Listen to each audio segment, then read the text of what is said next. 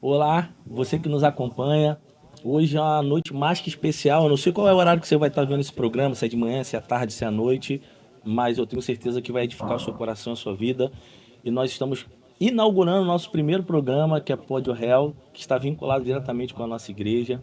E hoje é um dia tão especial que eu não poderia deixar de começar esse nosso primeiro programa com alguém que edificou muito a minha vida, que tem parte no meu ministério, tem parte na minha caminhada, tem parte na minha história. E o céu me proporcionou esse presente. Então, antes de apresentar nosso convidado mais que especial, queria te pedir, você clica aqui nesse botãozinho aqui, segue, compartilha, publica aqui, manda para seus amigos. Não esqueça também de clicar aqui no sininho para receber todas as notificações, todos os vídeos novos que vão entrar, que eu tenho certeza que vai edificar a sua vida. E depois da vinheta, eu vou apresentar esse cara que é incrível para nossas vidas.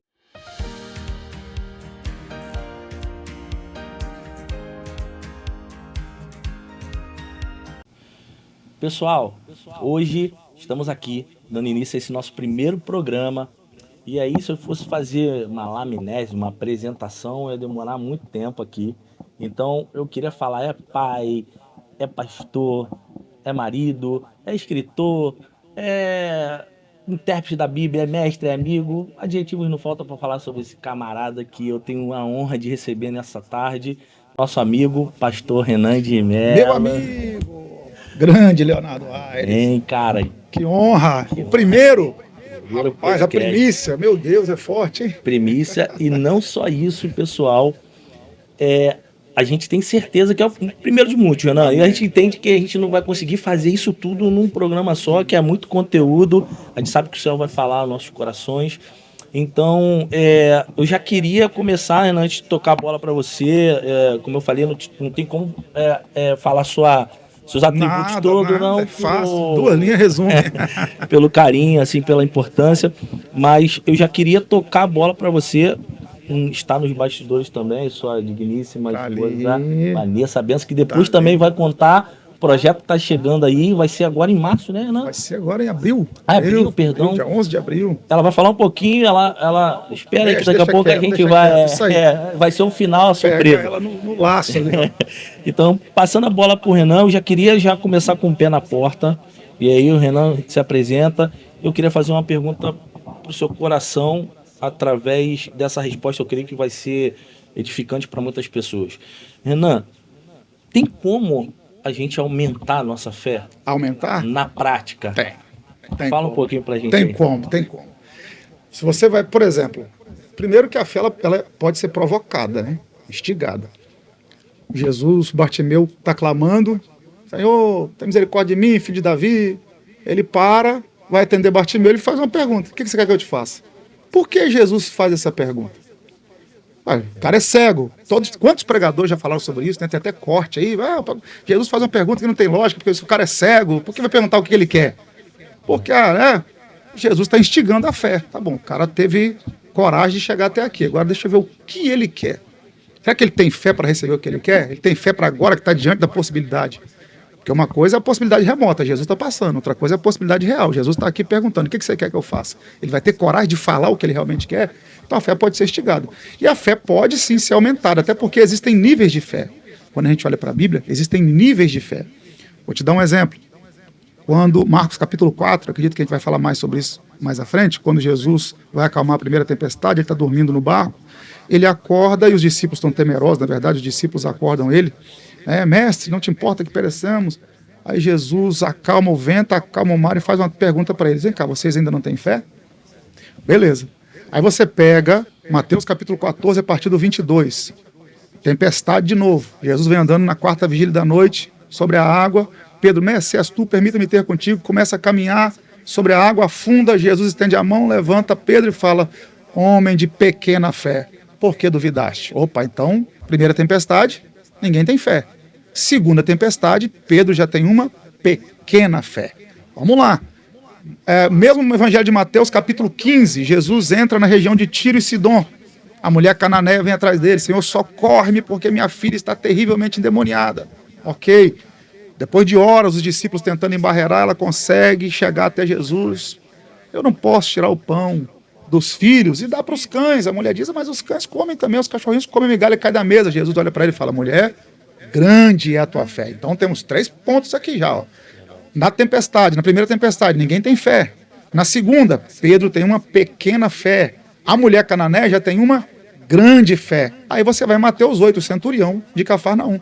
Jesus está entrando em Cafarnaum, os anciãos da cidade vêm até ele, mestre, o centurião ajudou a gente a construir a sinagoga, e agora o servo dele está enfermo, ele é digno de que o senhor vá lá. Quando Jesus está a caminho da casa do camarada, os amigos dele vêm e falam, ele mandou mudar o recado, falou que não é digno de o senhor entrar debaixo do telhado da casa dele.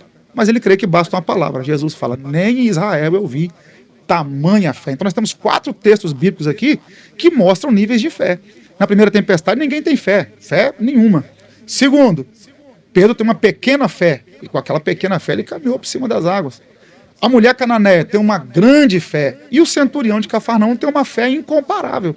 E aí, se a gente fosse fazer uma exegese do texto aqui, Jesus fala nem Israel, e Jesus não está falando de geografia, está falando de história, porque o reino de Israel caiu em 722 a.C., então ali passou-se a usar só o termo Judá, os judeus. Quem volta do cativeiro na Babilônia? Os judeus. Na época de Jesus é o quê? Judéia, Galileia, Israel mesmo, como nação, já tinha sido diluída. Então, quando Jesus cita Israel, ele não está falando de geografia, ele está falando de história. Jesus diz, olha, nem Israel eu vi tamanha fé, ou seja, aquele centurião tinha uma fé tão grande que colocou ele na história. Então, nós temos níveis de fé. Então, a fé pode crescer? Pode, com certeza, existem níveis de fé.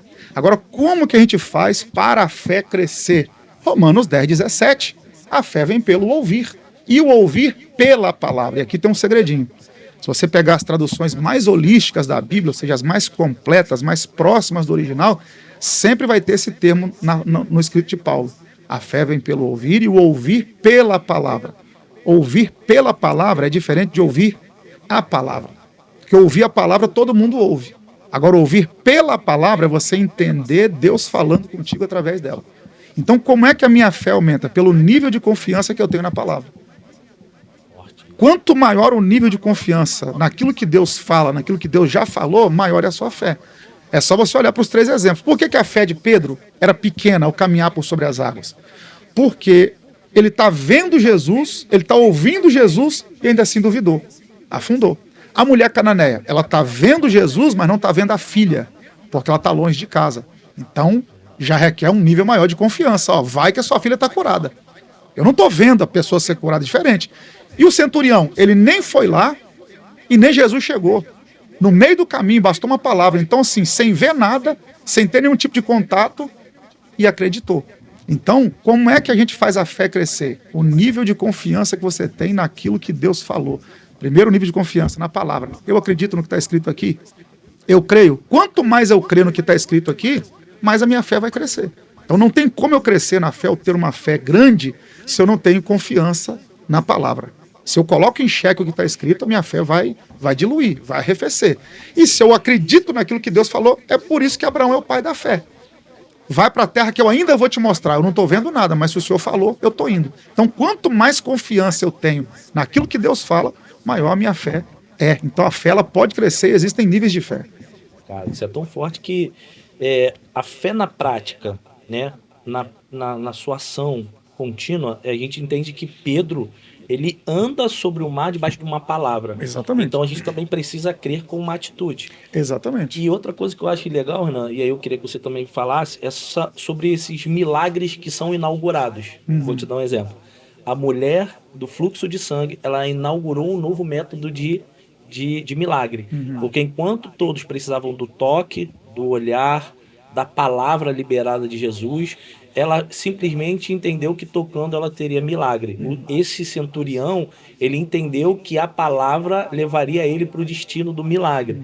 Então, essas inaugurações de coisas peculiares que vão acontecer é uma forma de alguém que também tem uma fé, pode-se dizer, não uma fé de coisas materiais só, ou de um método específico, mas algo que ele entende que é tão verdadeiro que ele consegue encontrar caminhos. Você disse muito, eu vou ser mais sucinto. A palavra é a bússola, o caminho que nos leva até uma fé genuína. Mas a gente entende muitas das vezes que a gente precisa de um monte, aí eu queria que tu falasse, a gente precisa de uma água ungida, essa fé tocável, essa fé que desenvolve meio fora do contexto normal. Como é que funciona isso, Renan? Como é que você vê isso hoje, dessa fé que a gente precisa tocar? Tem base? Não tem? Como é que você desdobra um pouquinho pra gente isso? Eu acho que isso dilui a fé. A fé, ela não precisa de ponto de contato. Na verdade, quanto menos ponto de contato, no que eu digo? Ponto de contato entre eu e Deus. Ponto de contato entre eu e Deus. A mulher do fluxo de sangue, qual era o objetivo dela? Chegar em Jesus. Não é só tocar em qualquer veste. É tocar na veste dele. Acabou. Ponto. Tocar na veste de quem? Dele. Então, quanto menos ponto de contato houver entre você e Deus, maior é a fé. Porque se eu preciso de muletas para minha fé andar, se a muleta cair, a minha fé também cai. Então, se eu coloco a minha fé num litro de óleo, se eu coloco a minha fé numa rosa, se eu coloco a minha fé de que se eu subir o monte, Deus vai fazer. Não estou desmerecendo nada disso, porque eu faço. Sim. Eu subo o monte, eu oro. Óleo e rosa já é um pouquinho demais para mim, né? Mas agora, agora o monte, a consagração, tudo isso faz parte de quê? Como que eu entendo isso, pastor? Eu entendo isso como exercício da fé. Eu não faço para receber, eu faço porque eu já recebi. Por que eu subo um monte? Porque Deus já me salvou, porque eu preciso agora me consagrar. Mas eu não faço para receber de Deus alguma coisa. Eu creio que Deus pode fazer. Eu creio que Deus pode me dar.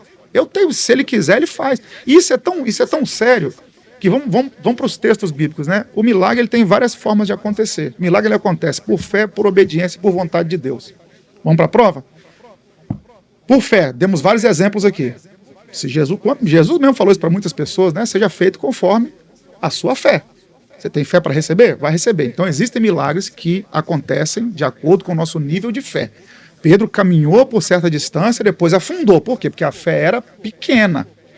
Depois a gente pode falar por que ele afundou. Tá? Então, primeiro nível de milagre, eu recebo pela fé. Ok. Segundo nível, eu recebo por obediência. Naamã chega para Eliseu, aliás, nem chega perto de Eliseu, né?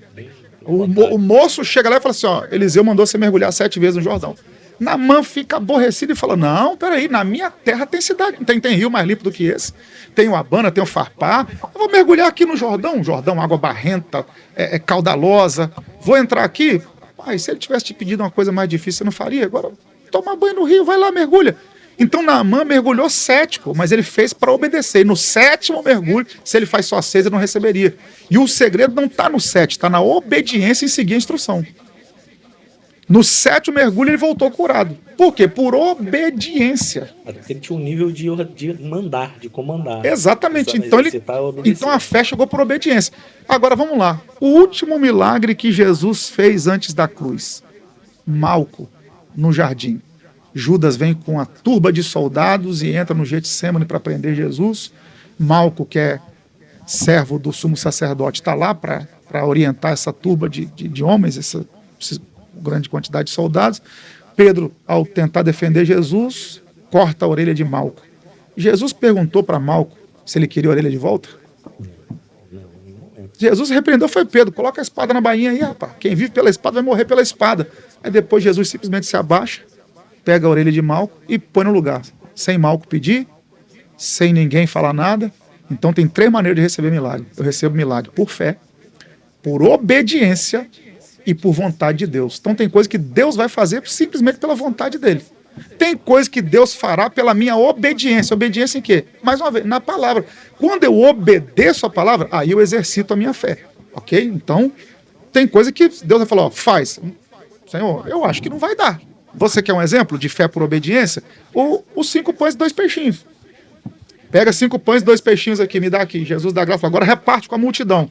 Os caras mesmo tinham dito o quê? Senhor, isso aqui não dá para nada, 5 pães e 2 peixinhos não dá para nada. Mas o Senhor mandou fazer? Então eu vou fazer. Então o milagre vem pela obediência. E tem milagre que vem pelo exercício da fé. Então, sobre ponto de contato, eu acredito que quanto menos ponto de contato houver entre eu e Deus, maior é a fé, maior é o nível de confiança, maior é o nível de credibilidade, maior é o nível de experiência com Deus. Então, assim, eu tenho as minhas restrições quanto a essas mistificações, ainda mais que o Brasil é um país muito místico, e isso acabou respingando no evangelho. Então hoje o cara tem que ter... Gente, por favor, não estou falando contra, por favor, mas estou dizendo que tem gente que infelizmente usa isso como ponto de contato. Eu tenho que fazer, eu tenho que levar o óleo, eu tenho que derramar nos 4 cantos da casa, eu tenho que trazer aqui o carro para pastorar, então vai criando aqueles pontos de contato que acabam sugando, minando a sua fé. Então o grande segredo da fé, tem um termo que eu gosto de usar, eu já até usei isso em outros podcasts, né? O que é a fé? A melhor definição que eu achei para a fé é o seguinte, é quando você assina um cheque em branco e deixa Deus colocar o valor. Você assina uma promissória e fala assim, Deus, se eu fizer, está feito. Então fé é isso, é confiança. Você assina a promissória e fala, o que o senhor quiser colocar de valor aí, é com o senhor. Eu acredito que o senhor vai fazer o melhor. Então penso eu que quanto menos ponto de contato, melhor. Eu fiz até essa provocação porque é uma coisa que a gente vive muito, pelo menos eu em gabinetes pastorais, eu em conselhos, ou bate-papo com amigos, a gente sempre vê, Renan, essa necessidade do exercício de fé ser a premissa para que a gente tenha uma fé inabalável. Ou seja, é isso que eu te falei. Eu preciso ir para o culto, não consigo ser culto, eu preciso subir a um monte, e aí essas motivações gospel, né, que a gente acaba trazendo pela até uma liturgia própria, acaba colocando primeiro o fazer e não o ouvir. Perfeito. Ou até o obedecer e não o executar. E aí é que eu já deixo a minha segunda pergunta. Você acha que fé pode ser provocada? Sim, pode. Você pode incitar alguém a usar a fé. Quando eu digo você, no caso, a situação, né? Sim. Que existem situações que elas vão te provocar. Você não vai ter outra alternativa a não ser a fé. Ou seja, o senhor já deve ter vivido situações como essa. Chega um momento e fala assim, agora se não for pela fé, se Deus não fizer, ninguém mais faz. E aí eu vou ser muito sincero, eu acredito que existem situações que Deus permite acontecer exatamente para provocar a nossa fé. Você quer ver um texto que é muito interessante sobre isso? Permita-me pontuar isso aqui, que é a segunda tempestade. Marcos capítulo 4, tem a primeira tempestade que Jesus acalma quando ele está dormindo no barco. Ele acorda e fala, você ainda não tem fé? Ninguém tinha fé. Na segunda tempestade, Mateus 14, a partir do 22, é quando Pedro caminha por sobre as águas. Aí fica um questionamento aqui, meu amigo. Por que Jesus permitiu a tempestade repetir? Ele já não tinha acalmado uma? Por que ele permitiu outra tempestade? E essa é mais grave ainda. Por quê? Porque se você olhar o capítulo 15 de Mateus, a partir do verso 22, ele despede os discípulos, despede a multidão, manda os discípulos entrarem no barco e ele sobe no monte para orar. Então, enquanto ele está orando no monte, os discípulos estão no meio do mar, sendo açoitados pela tempestade. Ele deixou os discípulos sozinhos no meio da tempestade. Na quarta vigília da noite que ele vem andando para acalmar a tempestade. Por que ele precisou provocar tudo isso? E aí é Marcos quem dá uma informação importante. Eu usei o texto de Mateus 14 porque é o mais completo. Mas Marcos fala sobre isso e Marcos dá uma informação que Mateus não dá.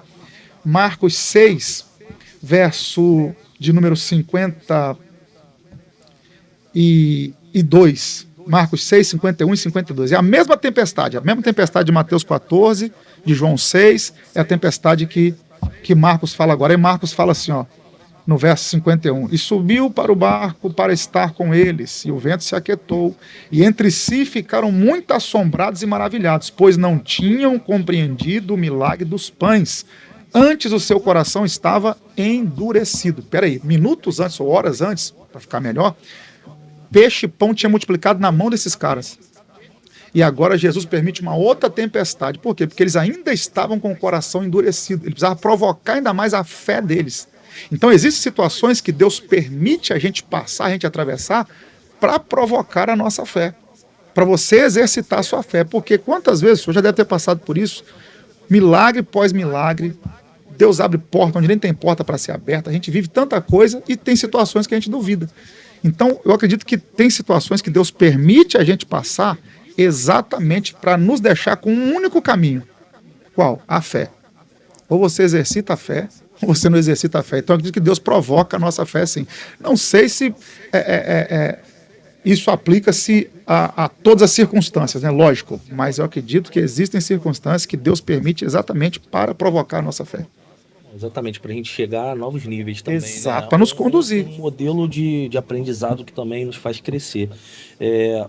Renan, se você hoje pudesse, e nos simplificar de uma maneira, e aí aqui é um pedido realmente, porque isso aqui eu vou botar de estampa lá no nosso podcast lá inicial de chamada, se você pudesse definir pra gente a diferença entre fé e crer. A fé e crer. O crer, ele pode ser mais abrangente do que a fé. Eu posso crer em muita coisa. A fé, ela sempre vai me conduzir para o sobrenatural. Pensamento meu, tá?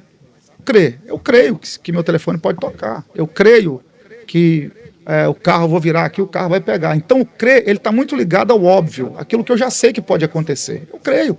Você crê que pode acontecer? Eu creio. Agora, a fé, ela sempre vai me conduzir ao sobrenatural. Acho que o que transcende aí, entre o crer e a fé, é que o crer vai até um nível. A fé te leva para outra dimensão. A fé te leva para outra dimensão, porque tem uma hora que você nem crê mais. Prova disso, por que eu estou citando isso? Por causa do texto de Paulo aos Romanos. Quando Paulo fala sobre Abraão, o pai da fé. Paulo fala que Abraão creu contra a esperança e foi fortificado na fé. Então nós temos 2 pontos aqui. Ele creu contra a esperança, quando a esperança acabou, ele continuou crendo, mas foi fortificado na fé. Como? Dando glória a Deus. É Romanos 4, né? Romanos 4. Romanos 4 que Paulo fala sobre isso. Então, peraí. Olha só, ele creu contra a esperança acabou. Ele continuou crendo, mas ele teve que fortificar a sua fé. Como?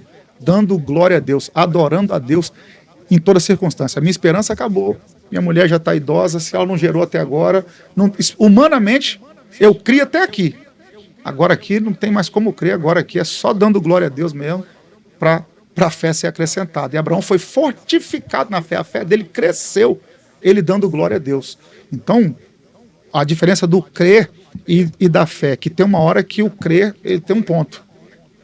Tem um limite. Tem um limite. Eu creio até aqui, daqui para cá, mas não tem lógica. Não tem como. O diagnóstico é esse aqui, o prognóstico é esse aqui. Aconteceu, a empresa já fechou. Como é que eu vou dar uma reviravolta nisso? Dando exemplo, né? Peraí, o diagnóstico está aqui, o remédio não está fazendo mais efeito. Então eu crio até certo ponto. Agora, o exercício da fé, ali é Abraão que nos ensina e é Paulo quem fala. Fortificado na fé, dando glória a Deus. Senhor, a situação é essa aqui, mas a glória continua sendo tua. O louvor continua sendo teu. Em outras palavras, eu continuo tendo a certeza que o Senhor é Deus. É uma fé que não nos é roubada pela circunstância. Porque a gente também correlaciona, né, a fé naquilo, lógico, é sobrenatural, mas sempre na nossa necessidade. Mas a gente vê Paulo e Silas tendo uma fé em adoração simplesmente pelo simples fato de que o cenário, a circunstância contrária, não mudaria quem eles eram. Sim. Então, é uma fé que te faz louvar, adorar Exatamente. no meio de um processo difícil. Foi aquilo que eu falei. A fé é você assinar o cheque em branco. Por exemplo, eu preciso que essa porta abra. Isso aqui é crer. Eu creio que essa porta aqui pode abrir. Eu creio que Deus pode fazer acontecer isso aqui. Ó. Vou dar um exemplo, tá? Vou dar um exemplo muito comum. Vamos falar de dinheiro. Eu creio que Deus pode enviar aqui 20 mil reais. Eu creio. Tá. Isso é o meu crer. Mas a minha fé, Deus pode usar qualquer forma dessa dívida acabar. Então, a fé, você tira do que você espera, do que você acredita e coloca no que Deus vai fazer de melhor. É Paulo e Silas em Atos 16 na prisão. Eles não estão orando e cantando para a porta abrir. Eles simplesmente, vamos adorar, porque nós estamos numa situação muito difícil, mas Deus continua sendo nosso Deus. Você não coloca em xeque a divindade. Aí é onde a fé entra. E aí Deus faz o que ele acha por bem. Deus não só abriu a porta, mandou um terremoto e abriu todas as portas da prisão. Então a fé é assim, é eu assinar o cheque e falar, o senhor sabe como vai fazer. Se Deus vai usar a mão do médico, se Deus vai usar outra forma, mas alguma coisa vai acontecer. É andar no sobrenatural também. É por isso que eu falei, isso aí é o sobrenatural. Até porque Pedro, quando está dentro do barco, ele já está num outro nível. Qual é o nível? É o nível da primeira tempestade que você falou, que Deus vai repreender a tempestade, e ele está lá falando assim, quem é esse? Que até o vento mar, eu crer é eu acordar quem está dentro do barco para resolver meu problema. Porque assim, se eu soubesse se o meu nível de fé fosse forte ou grande, ou quantitativo, ou qualitativo, eu não acordaria Jesus. O pleno falava assim, em nome do meu mestre dele, ali, resolva. Ele ainda não tinha mais. Que era o nível que Jesus queria conduzi-los. Até quando ele vai mandar os discípulos para sair, né, na sua primeira expedição, eles aprendem a usar o nome de Jesus sem ele estar. Aí eles começam a expulsar demônio, fazer grandes coisas e entenderem que é sobre Jesus. Só que o que eu acho legal quando chega com Pedro, aí você pode amplificar um pouco isso, Renan, porque tem uma das suas pregações que você fala muito sobre isso e me mexeu muito com o meu coração, é que nessa tempestade que Pedro está, alguém creu que não era um fantasma, porque a voz disse, sou eu. Então eu decido, ou eu acredito que é Jesus, ou eu continuo acreditando que é um fantasma, porque a Bíblia não diz que Jesus se aproxima, ele continua no estado que ele está. Então uma voz diz, sou eu. Alguém fala assim, não, eu acredito que é Jesus, ou eu acredito que é um fantasma. Todo mundo, não, a gente crê que é Jesus. Então ali uma atitude abre uma porta. Acho que é a primeira chave de acesso, porque a Bíblia vai dizer, sem fé é impossível agradar a Deus, né? Como é que a gente agrada a Deus? Como é que a gente faz um sorriso? Uma fé. Quando chega lá, tem alguém que resolve ir para um outro nível, né? Já aprendeu na primeira tempestade e vai dizer assim, agora eu vou exercitar o que ele me ensinou na primeiro processo, eu vou resolver colocar em prática uma fé. Então deixa eu andar até aí, porque isso é sobrenatural. E aí eu vejo esse homem, Pedro, ele sair de um nível para o outro, exercitar, fazer aquilo que ninguém fez, com uma fé em ação. Por que eu estou falando isso, Ana? Eu gostaria muito que você amplificasse mais isso, porque assim, o que eu mais recebo e o que eu mais converso é as pessoas não conseguirem separar isso. Eu entro na igreja porque eu acredito que Deus pode fazer. E a gente não consegue mais chegar a um nível de fé. E aí a gente sai frustrado, não porque Deus mudou, mas porque a gente não consegue alcançar o nível. A gente nem consegue mais agradar a Deus, porque a nossa fé está relacionada com isso. Então aqui minha terceira pergunta: como e do tamanho de um grão de mostarda? Como é que a gente desdobra isso aí? Porque a gente tem 2 textos aí. Então, deixa eu só pontuar o que você falou aí sobre Pedro caminhar sobre as águas, e eu acho que isso exemplifica perfeitamente o que nós estamos falando aqui, entre o crer e entre a fé. O crer, primeira tempestade, Marcos 4, acorda ele que ele vai acalmar a tempestade. Estou crendo. Acredito que ele resolve. Que é o que a maioria, que 99,9% das pessoas vêm para o evangelho por causa disso. Eu acredito que ele pode resolver o meu problema. Agora, prestou atenção em Pedro, Mateus 14, a partir do 22. Quando ele fala assim, Senhor, se és tu, e aí a tradução no grego é mais interessante, já que és tu, porque o se ali dá uma conotação de dúvida no nosso português, que é fraco para interpretar o texto. Legal. Pode ver que não tem uma interrogação no final. Pedro não fala, se és tu, não tem interrogação. Se és tu, por quê? Porque no grego é já que és tu. Já que é o Senhor, eu sei que é o Senhor. É uma afirmação. É uma afirmação, não é uma dúvida, tá? Vamos lá, vamos olhar o texto rapidinho aqui. Mateus 14. Esse texto fala bastante sobre fé, né? Por isso que nós estamos abordando ele. Mateus 14, só para dar uma referência para quem está assistindo a gente aí. Quando Pedro percebe que é Jesus, ele fala, Jesus, verso 28. E respondeu-lhe Pedro e disse, Senhor, se és tu, manda-me ter contigo por cima das águas. Não tem interrogação no final, é uma afirmação. Repito, no grego, já que és tu. Seria mais ou menos essa a tradução. Jesus diz, vem. E Pedro desce do barco e caminha. Peraí, vamos pensar nisso aqui. Na primeira tempestade, acorda ele porque ele vai acalmar. Na segunda, Senhor, me permita, já que é o Senhor, me permita caminhar por sobre a água. Quando eu prego sobre isso, o que eu gosto de pontuar, meu amigo pastor Leonardo Aires? Pedro não pediu para Jesus acalmar a segunda tempestade. Verdade. O crer, ele acalma. A fé, Senhor, já que é o Senhor, não precisa acalmar não, só me dá força para caminhar no meio dela. Eu acho que é aí que diferencia o crer da fé. É aí que diferencia. Porque o crer, ele faz alguma coisa para resolver o meu problema. A fé, eu caminho no meio do problema e continuo crendo nele. Isso aí. A fé, ele não me curou, mas eu continuo crendo que ele é Deus. A cura não chegou, mas eu estou caminhando no meio dessa tempestade. Pedro, em momento nenhum, falou assim, já que é o Senhor, acalma esse vento. Ele já tinha visto Jesus fazer isso. Ele falou, já que é o Senhor, deixa eu caminhar por sobre a água. Então ele não ora para Jesus resolver o problema. Ele pede autoridade, ele pede força, ele pede condição de caminhar no meio da tempestade. Então acho que é aí que está a fé. Senhor, eu vou passar por esse vale aqui. O negócio está tenso. mas me dá força para passar nisso aqui. E eu vou continuar crendo que o Senhor é Deus do mesmo jeito. Aí é fé. Forte, né? Aí é fé. E se ele tivesse esse nível na primeira tempestade, ele ia falar assim, deixa eu dormir também. Exatamente. Que é a prova que ele aprendeu a lição? Vamos lá, 3 episódios de Pedro. A primeira tempestade. Marcos 4. Ninguém aqui tem fé? 39, 40, 41 de Marcos 4. Ninguém aqui tem fé? Ninguém tinha fé. Na segunda, Pedro já caminha sobre as águas com uma pequena fé. Atos 12. Herodes manda matar Tiago e prende a Pedro, que é o pastor na igreja primitiva. A igreja ora 7 dias, tem 16 soldados vigiando Pedro. Era a festa dos pães ázimos. Assim que terminasse a festa, Pedro seria executado igual Tiago, decepado a cabeça com a espada.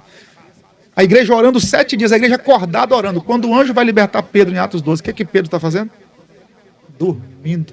É outra tempestade, sem água, sem mar, mas é uma tempestade porque ele está na berlinda, ele vai morrer assim que o dia amanhecer. Mas quando o anjo chega lá, o que Pedro está fazendo?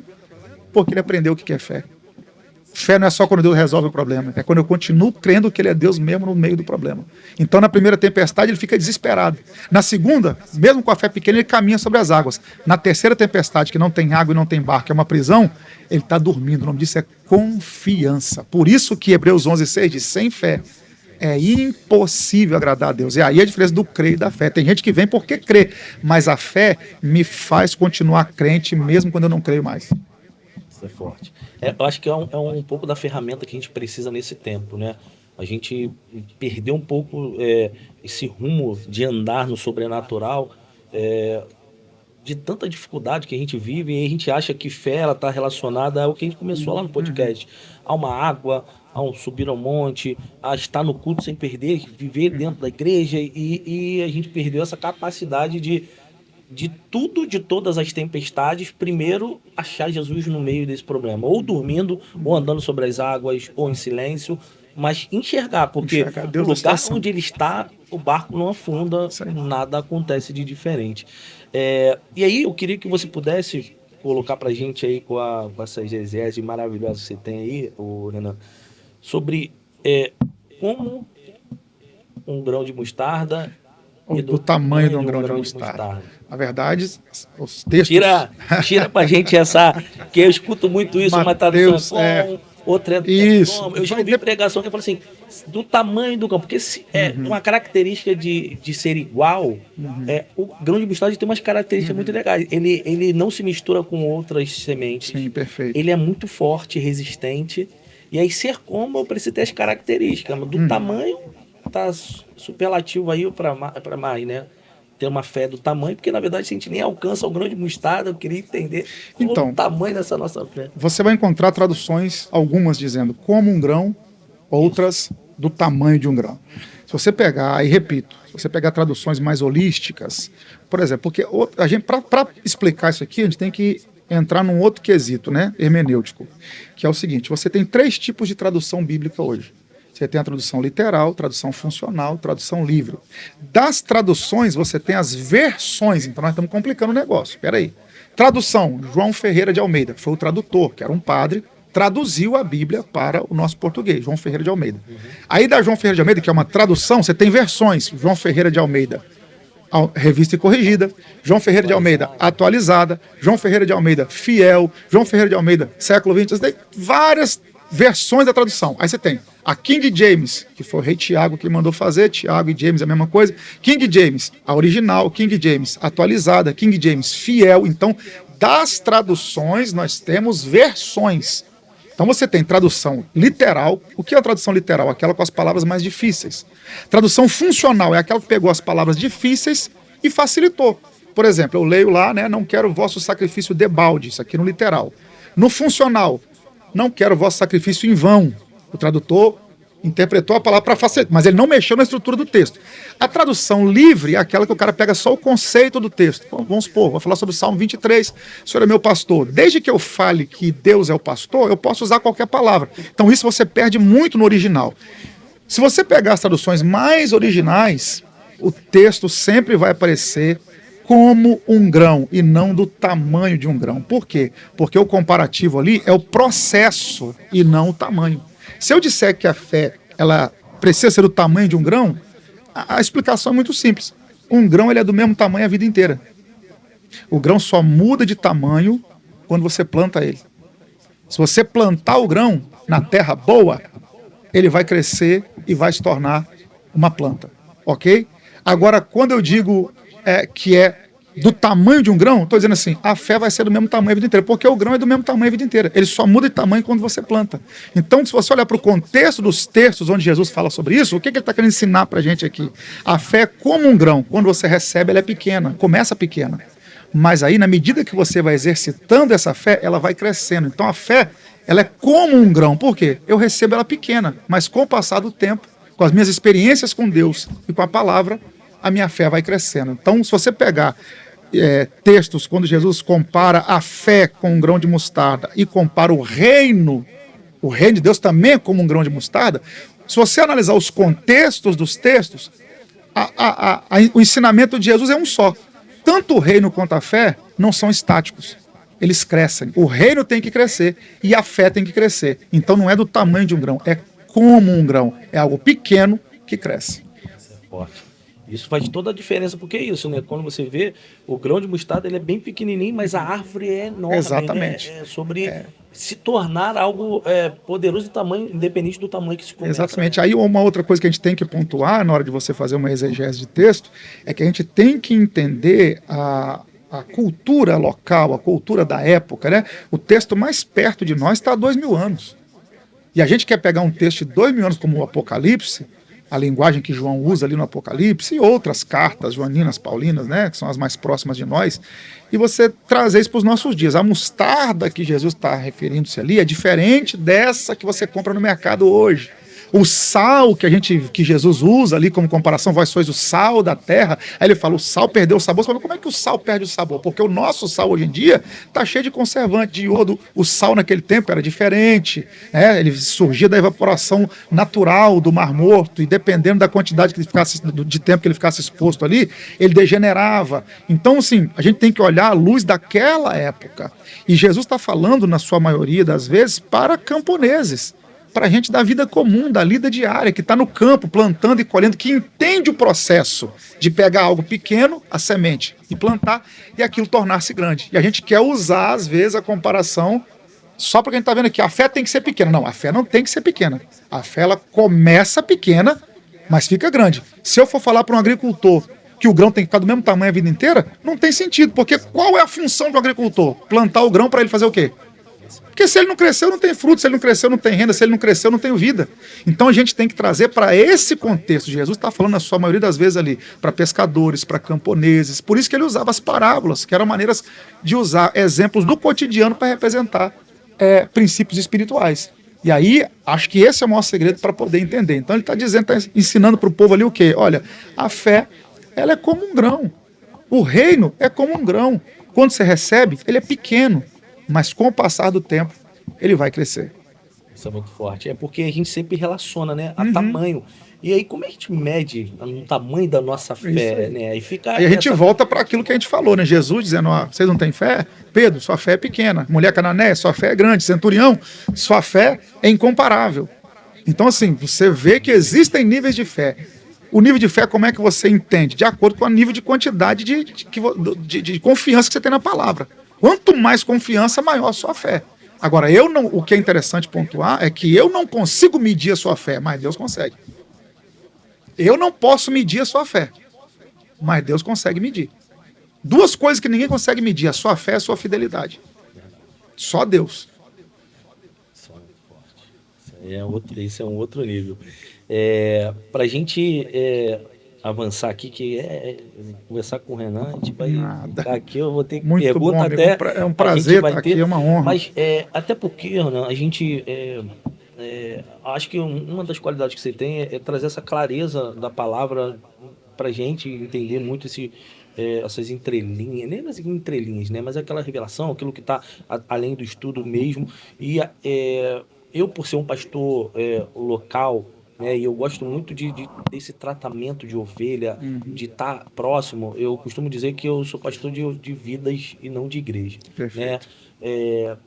Porque, às vezes, até a dinâmica do culto, a organização eclesiástica fica até um pouco secundária, porque eu procuro sempre estar ligando, estar envolvido nos processos. E como eu tenho visto, Renan, nesse tempo, eu acho que quem está escutando a gente também, não entender os mecanismos, porque por mais de qualquer situação que a gente vem falar aqui, de usar hermenêuticas, a exegese, todos os mecanismos que a gente possa usar para trazer clareza. Eu fico com um ponto que você começou no podcast dizendo que a fé ela vem pelo ouvir, né? E não é só ouvir a palavra. Eu costumo dizer que na igreja sair do culto com uma aplicabilidade. Perfeito. Eu preciso tirar o que foi ministrado e aplicar e desenvolver onde isso vai entrar na minha vida? Dentro da minha vida. Então, o ouvir a palavra é quando uma oportunidade, é quando um pastor, um evangelista, quem seja, vai falar assim, ó, vai dar tudo certo, porque Jesus é o caminho, a verdade e a vida. Se Jesus é o caminho, eu ando por ele. Se ele é vida, eu entendo que quando a morte ele pode trazer vida, e ele é a verdade que traz a clareza de qualquer dificuldade. E quando isso é aplicado na nossa vida, ele se torna uma potência de mudança. E por que eu provoquei até esse nosso tema sobre fé e crer?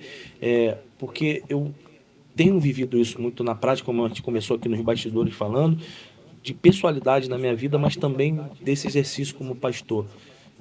Quantas pessoas, Renan, hoje doentes, quantas pessoas hoje já não querem mais estar na igreja, não querem mais estar em convívio com os irmãos, porque não tem conseguido mais sentir ou achar ou encontrar Deus dentro da igreja nos cultos e fora de casa na pessoalidade.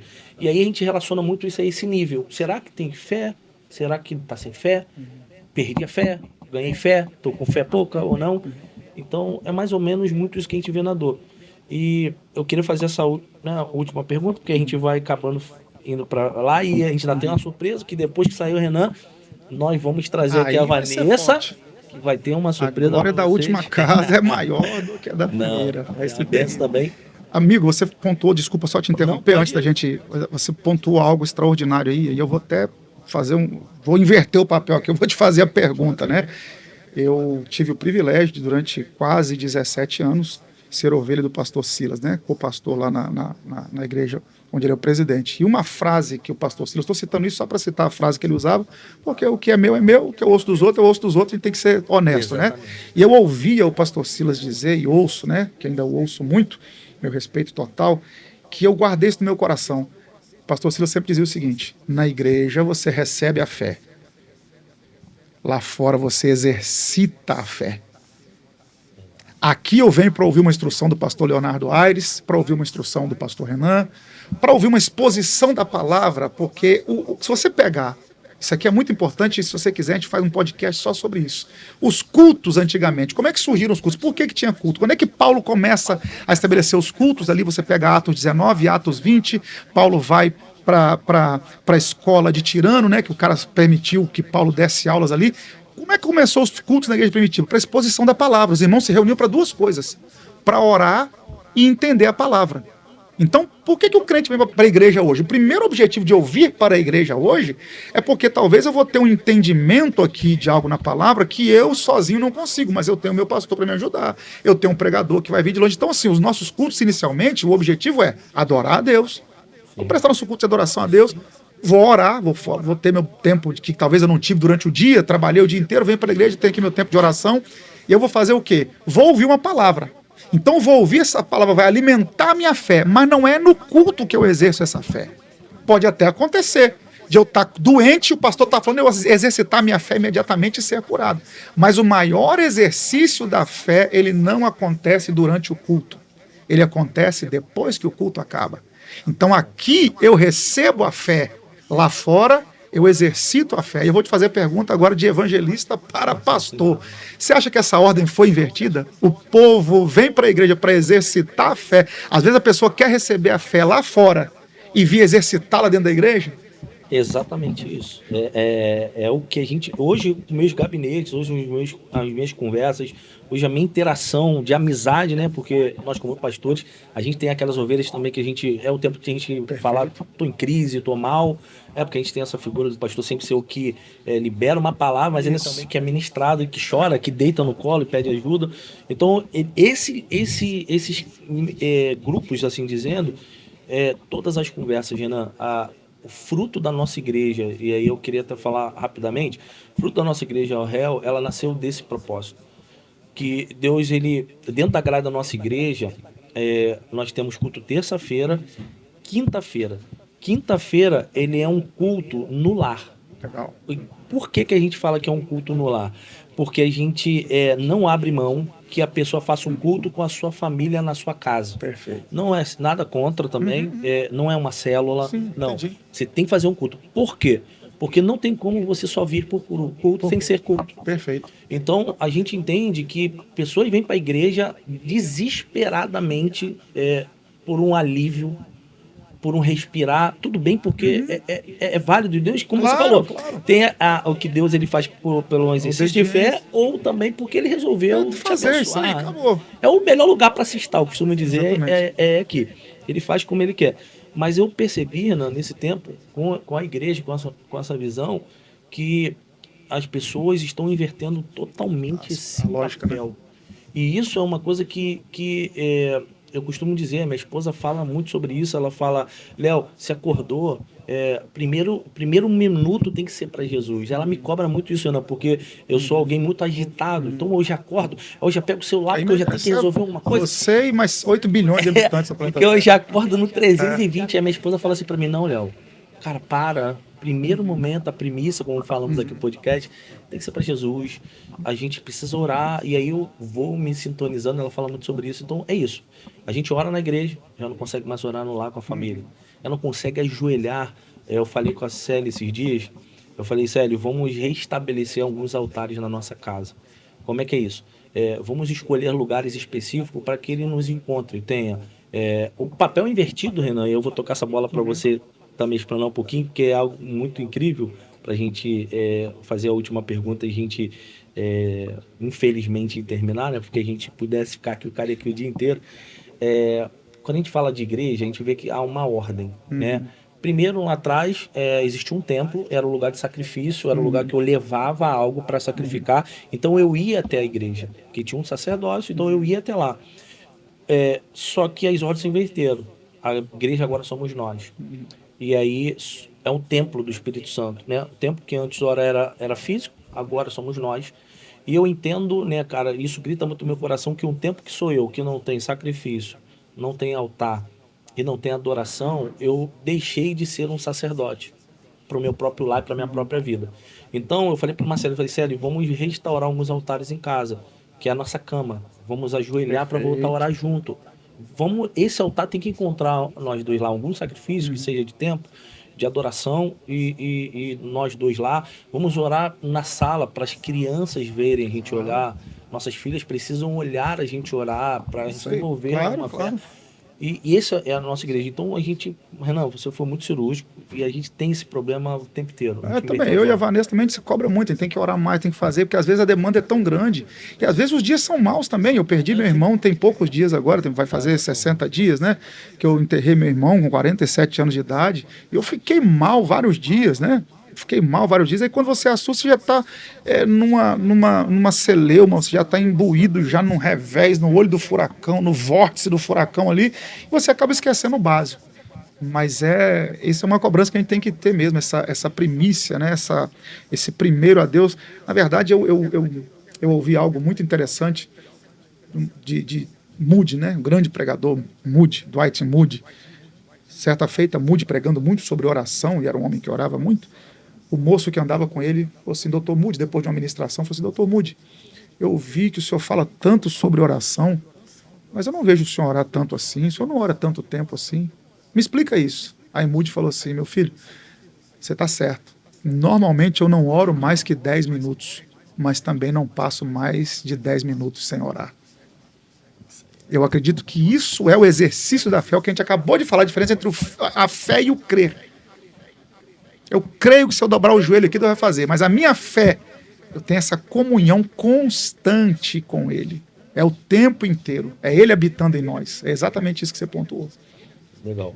Vamos pro bate-bola aqui, Renan. Você tinha falado antes um pouquinho só do templo, do sacrifício. Sim. Porque no Novo Testamento esse conceito ele é interessante, né? Porque antigamente você falou, tinha que ter o sacrifício, tinha que ter...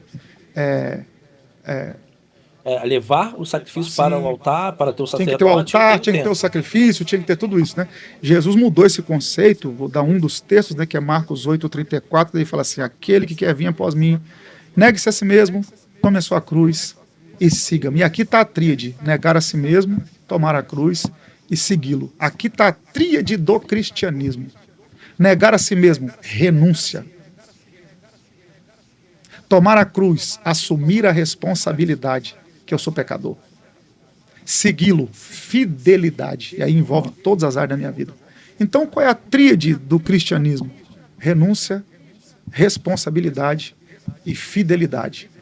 Colocou isso aqui em prática. Tem como dar errado. É igreja. É igreja. Somos nós, né? Exatamente. Um bate-bola aqui, Renan, rápido. Sobre fé e crer. Conta um testemunho pessoal pra gente. Vem à memória como você teve que aplicar uma fé no meio de uma circunstância que mudou a sua vida. E aí um pouquinho do Renan lá de dentro, que de repente puxa alguma coisa aí, que é alguém que vai te ouvir. E olha, o Renan começa a referência, fala assim, caramba, o Renan passa por isso também. E, cara, que legal. Constantemente, né? Eu tive muitas experiências em todas as áreas, né? Desde a área financeira, milagres assim absurdos nessa área, né? De você ver surgir a provisão de onde você menos espera, e como milagres de cura também ao longo dessa jornada, eu vi isso acontecer muito, e uma pessoa muito próxima a mim teve o famoso, eu posso estar errando na pronúncia, se tiver alguém da área da medicina aí, me perdoe, tá, se eu errar na pronúncia, mas seria certicicoide, se eu não me engano, certicircose, alguma coisa assim, que é o verme de porco, o verme que tem na carne do porco. Tem na carne do boi também, quando o animal ele é mal cuidado, mal criado, tem um verme que ele é resistente, inclusive a altas e baixas temperaturas, é um negócio interessante, e ele normalmente fica na carne do animal. E quando essa carne ele é mal preparada, esse verme ele pode entrar no organismo humano. E uma pessoa muito próxima a mim começou a ter convulsões e foi fazer uma ressonância magnética, tinha 11 vermes desses na cabeça. 11. Paralisou o lado direito, terrivelmente. E aí, todo mundo já aguardava o final, emagreceu. E aí um dia eu fiz uma oração muito simples. Eu cheguei do trabalho, na época eu era CLT, trabalhava, cheguei do trabalho, tinha vários carros na porta da casa do meu pai, e essa pessoa estava lá. E aí eu cheguei, o pessoal estava orando, falei, poxa, Renan, você chegou agora, ora por ele. Eu falei, claro, ora. Aí fiz uma oração muito simples, me pus as mãos sobre a cabeça dele e orei, falei, Senhor, tem misericórdia. Queima esses vermes, consome isso. E aí, poucos dias depois, a pessoa começou a ganhar força, o lado que estava paralisado voltou a funcionar, fez outro exame, os vermes tinham calcificado dentro do cérebro. Então, assim, e outros inúmeros testemunhos que eu já ouvi, né? Pessoas que eram estéreis, né? Mulheres estéreis que tiveram filhos. Então, assim, já passei momentos. E momentos pessoais de quando a gente tem as nossas crises, né? Que é muito fácil você assumir o altar. Muito fácil não, né? Mas é mais fácil você assumir o altar e provocar a fé das pessoas. Quando chega a sua vez de exercer a fé, é muito complicado, né? Muito complicado. Mas quando a minha filha caçula nasceu, a Rebeca nasceu, a Vitória do meio, a Rebeca nasceu, ela foi diagnosticada com hipotiroidismo. E aí fizemos o teste do pezinho, aquela coisa toda, e oração, e para a glória de Deus, ela teve o quadro revertido. Minha filha é uma bênção, inteligentíssima, e não teve nenhuma sequela. Então, assim, quando eu precisei exercer a minha fé, eu tive. E o último exemplo de fé, que não tem a ver com milagre, mas tem a ver com aquilo que a gente falou, com comunhão, com restauração, foi agora, dia 13 de janeiro, né, quando meu irmão morreu. Eu tive que ir lá vê-lo na gaveta do necrotério, e depois, isso foi pouco antes de 1h da tarde, a Vanessa estava comigo, ele morreu no hospital, estava com problema renal, mas aí, hospital público, colocaram ele na geladeira, eu tive que ir lá para poder reconhecer o meu irmão, Edgar, reconhecemos o corpo, só que estava, por causa de um problema de cartório, era para o corpo ter sido liberado antes, e acabou tendo sido liberado no dia do velório, a gente já tinha divulgado tudo, então assim, a gente viu ele na gaveta lá, e foi a última imagem que eu tive, assim, chocante do meu irmão, ele dentro da gaveta, congelado, depois tiraram ele de lá, e 1 hora depois a gente estava no velório dele já. Foi muito rápido, aí foi às 2 horas da tarde o velório, e às 4 o enterramos. Quando foi às 3 eu tive que começar o culto fúnebre, que eu sou o único pastor da família, eu tive que dar uma palavra e dirigir o culto, e depois colocar o caixão literalmente nos ombros, que ele foi colocado numa gaveta, e colocar ele lá na gaveta. E aí depois, quando no meio do turbilhão, você está ali com sangue quente, você está ali envolvido, está chorando, mas quando você chega em casa, depois você põe a cabeça no travesseiro, aí começa a vir aquela avalanche de emoções, de sentimento, e aí você tem que ter a fé para continuar crente. Aquilo que a gente falou, Deus está no controle. Continuar ministrando sobre uma fé para alguém. Exatamente, eu fiz isso numa semana e na outra eu estava subindo no altar para falar sobre fé. Então eu acredito que a fé, meu amigo, o problema é que a gente sempre, eu vou, talvez isso aqui seja um bom encerramento, né? A gente sempre associa a fé a milagre, mas a gente tem que associar a fé à comunhão. Aquele que se aproxima de Deus tem que aproximar sabendo que ele é galardoador. A fé me faz acreditar. Vamos pegar os heróis da fé. Hebreus capítulo 11. Como é que termina Hebreus capítulo 11? Homens que morreram sem alcançar a promessa, e a promessa ali não é promessa pessoal, é a promessa de ver o Cristo, né? Promessa de ver o Cristo, não, está no singular. Morreram sem homens que o mundo não era digno, e morreram sem alcançar a promessa. Aquela promessa ali é o Cristo. Ou seja, pessoas que viveram pela fé. Abraão, Isaac, Jacó, José, Moisés, Elias, Eliseu, que não aparece explicitamente, mas quando diz que pela fé as viúvas receberam de volta os seus mortos, né? Está falando de Elias e Eliseu, que foram os únicos que ressuscitaram mortos no Antigo Testamento, então eles estão implícitos ali no texto. E aí o texto termina falando sobre isso. E aí a gente pega Hebreus 12, 1, que é um texto muito mal interpretado por todos nós, diz assim: e nós que estamos cercados por uma tão grande nuvem de testemunhas. Quem são essa nuvem de testemunhas? Não é o meu vizinho. São esses heróis do Antigo Testamento, que muitos deles não tiveram uma vida triunfante no sentido material, homens de deserto, de cavernas, homens que não tiveram dinheiro, mas que morreram crentes. E eles estão como testemunha para mostrar o quê? Que apesar dos reveses da vida, eu posso continuar tendo fé em Deus, posso continuar crente. Então, eu acho que para a gente encerrar, isso é um bom pensamento. A gente sempre associa a fé a milagre. Vamos começar a associar a fé à comunhão com Deus. Isso é forte demais. Verdade. Renan, para a gente encerrar, deixa aí suas considerações finais, fala um pouquinho do projeto, dá um pouquinho aí, a gente bota aí depois o Instagram, a gente vai colocar aqui na legenda. O Instagram, você seguir o Renan, muitos projetos. Esse ano de 2026, eu acredito que o Senhor vai alargar as tendas, vai ter muito projeto, muita coisa acontecendo. Fala pro pessoal um pouquinho de projeto. Hoje nós temos a Academia Querix. Querix é a palavra grega para pregador, atalaia, anunciador, pregador, é a palavra Querix no grego, né? E a Academia Querix, ela tem vários braços, né? Por exemplo, a gente tem mentoria individual. Por exemplo, estou com dificuldade aqui de interpretação de texto, eu preciso de aulas de hermenêutica, que é a área que eu milito, né? A gente tem mentoria individual, mentoria em grupo. Não, tem um grupo de obreiros aqui, eu quero fazer uma imersão com eles aqui. A gente tem esse nível de mentoria também. Tem a Escola de Sabedoria, que é um evento itinerante que roda o Brasil. 2025, nós fizemos 10 edições da Escola de Sabedoria.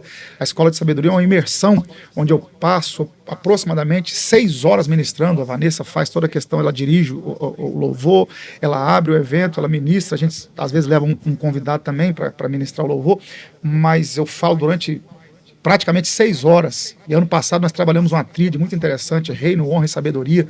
Além da Escola de Sabedoria, agora também tem o Querix Mulher, e eu vou deixar para a Vanessa falar melhor, que é um evento voltado para mulheres que pregam.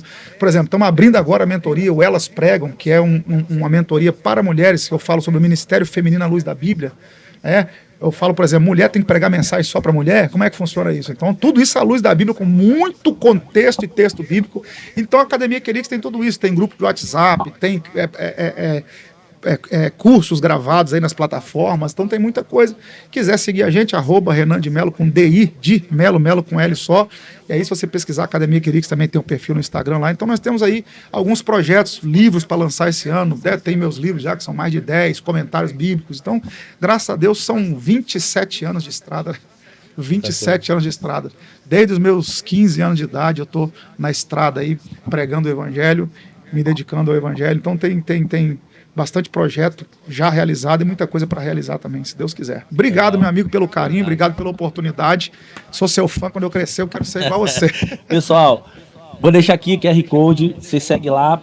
Aqui vai ter, onde tá os livros, Renan, hoje? Hoje no meu perfil, vou lançar livro novo link? agora, mas lá na plataforma da Hotmart você vai encontrar muito e-book, comentário dos profetas menores, comentário expositivo, versículo por versículo. Você vai encontrar também material meu na editora Central Gospel, né? Os evangelhos que eu tive o privilégio de comentar para uma revista de EBD. Você pesquisar, você vai encontrar em muitas plataformas. Se quiser direto comigo, só procurar na rede social lá que a gente... Show. Eu vou deixar esse link aqui, você clica aqui nesse link, que vai estar lá todas as redes sociais do Renan, também os livros, para fazer um compilado aí para acharem fácil, e tenho certeza que a gente vai marcar o próximo. Só esse tempinho dá muita coisa. Valeu, Renan? amigo, obrigado. Deus abençoe. Valeu, gente. Pessoal, ficamos com esse episódio, o Audio Hell, onde a gente fala de todos os assuntos com a Bíblia, trazendo esses convidados feras demais aí para edificar sua vida. Forte abraço, fica com Deus.